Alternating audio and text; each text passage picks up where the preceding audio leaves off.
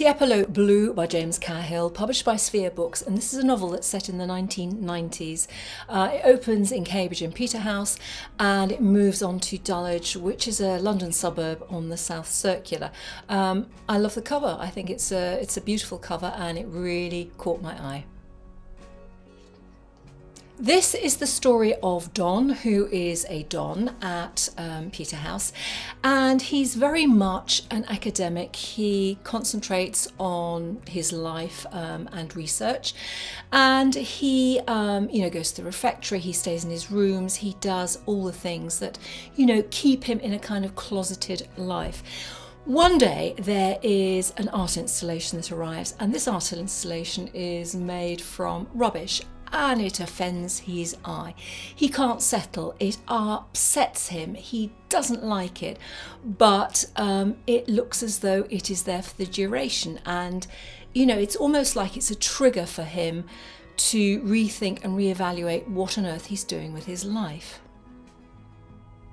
His older colleague and friend, kind of mentor, Val, decides that he would be ripe for the picking to go to head up the Brockwell Collection in Dulwich, and so he starts encouraging him to decide on this course of action, to leave the safe haven of academia and start entering the real world. So he has a house there that he can offer Don, and soon Don is upping sticks and he is off to Dulwich in South London. So what does Dulwich hold in store for him? Well, plenty, as it turns out. He explores his new environment with a kind of openness, and he can appreciate the colour. He goes to Brockwell Park, he observes various things, he encounters people, and his life seems to be opening up.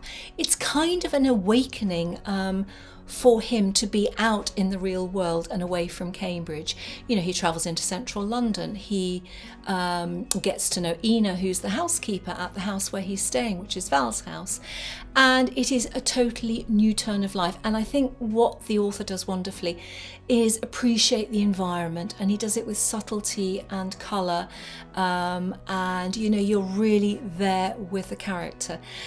His life moves on, he has some very unfortunate encounters, and things take on a very different trajectory. Sometimes it's quite dark, but there is quite a lot of wry humour in this book, which I really appreciated. I also appreciated being in Dulwich because that's where I grew up, so it all felt very familiar, from the Ground and Greyhound pub to Dulwich Art Gallery, Horniman Museum, which is just around the corner. So it just felt a book into which I could fall and immerse myself, and I really enjoyed it. So, and of course there's a lot of art in it. So if you like the combination of art and London and a bit of a 1990s vibe, Tiepolo Blue is one for you.